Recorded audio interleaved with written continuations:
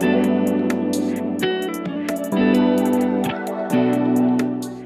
guys, and welcome to another video of Shit Is Getting Real. It's your girl Nafi as usual. I want to thank everyone, all my supporters, all my returning subscribers, and all my new subscribers. Thank you so much for all the love. Mwah, mwah, mwah. So I'm not gonna lie to y'all, today, the ending of today was just a little bit, I'm not gonna lie, the beginning too was a little bit, but I'm not gonna let no little thing just get to me. So imagine I was supposed to get some shoes delivered by FedEx. No, by UPS. FedEx do their job. It was by UPS. And guess what? The man said my ID was verified and my package was delivered. And guess what? Nafi didn't receive a package.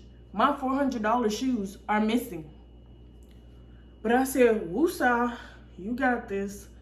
Take the right procedures instead of losing your mind. So that's what I had to do.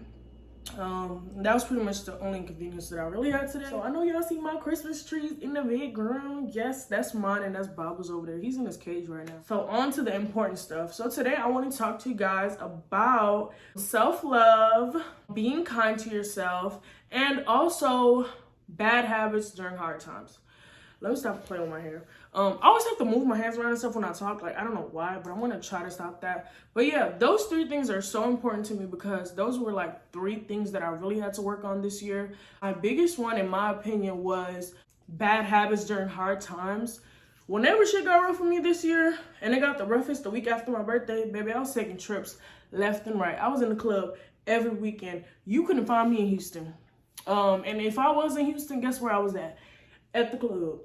You couldn't find me nowhere else. Even though I was at the club, I was going out. Like, everyone who knows Nafi know Nafi just doing, like, I'm always doing something. So I wasn't working this summer, so I definitely had the time to do whatever the hell I wanted to do. Out of the country trips, in the country trips, out of state trips, just whatever. And also buying myself things that I didn't need but wanted, and just wanted to buy because I wanted to distract myself from what was going on. And I feel like that's so horrible. Running away from your problems and trying to distract yourself from your problems is not always the solution. And it took me being hospitalized. It took me having to go to therapy. It took me a lot to learn that running away from my problems was not the freaking solution at all. I had to learn to like stay grounded. Like right now, I haven't taken a trip since I went to Atlanta. So I've just been in Houston, big chilling. Working on myself, working on school, working on getting a good job, and just doing what's my priority, like prioritizing the things that are important to me. Another thing was being kind to yourself. I feel like as people, as women, as men, we sometimes demand things out of other people that we never are to ourselves or never give to ourselves. I remember a time where I demanded like, people be so kind to me, be so nice to me, and do all these things, like, which people should be, whether or not you are to yourself, people should be, because people should just do that. Like, you should be kind to people. Somebody shouldn't have to tell you to be kind. But I wasn't kind to myself. Like, I was my biggest hater, like, always talking down on myself, always making myself feel unworthy of the things that I deserved, never being kind to myself.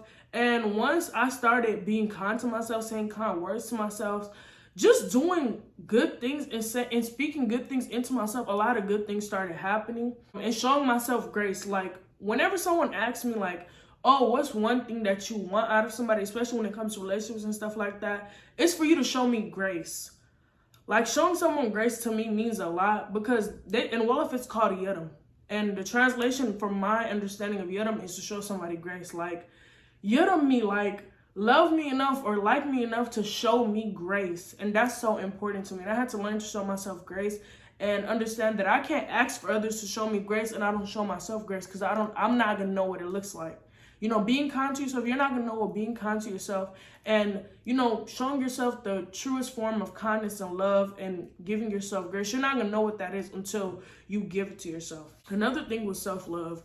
The way why I'm looking like that is because, baby, social media has turned self-love into bubble bath and all these other things. And I feel like self-love is so much more.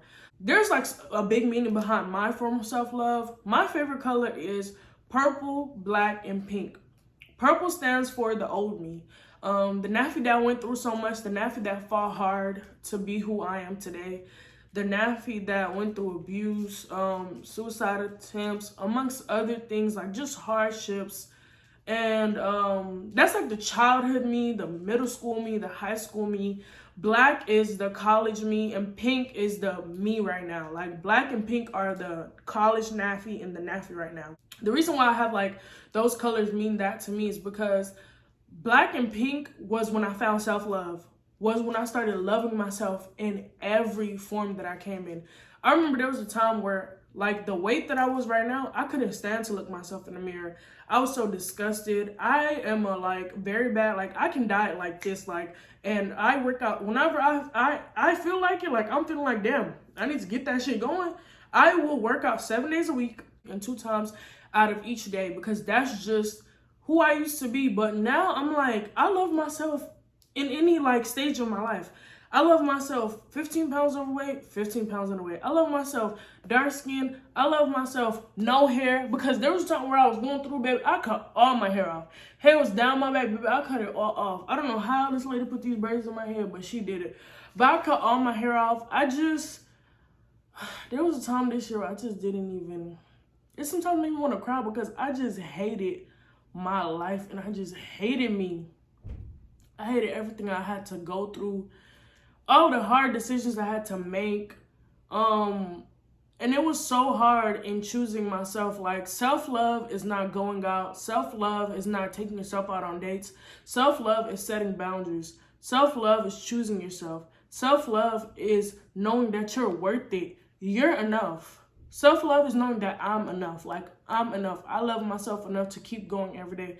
That's what I define as self-love. People that know me know I do take myself out on dates twice a month.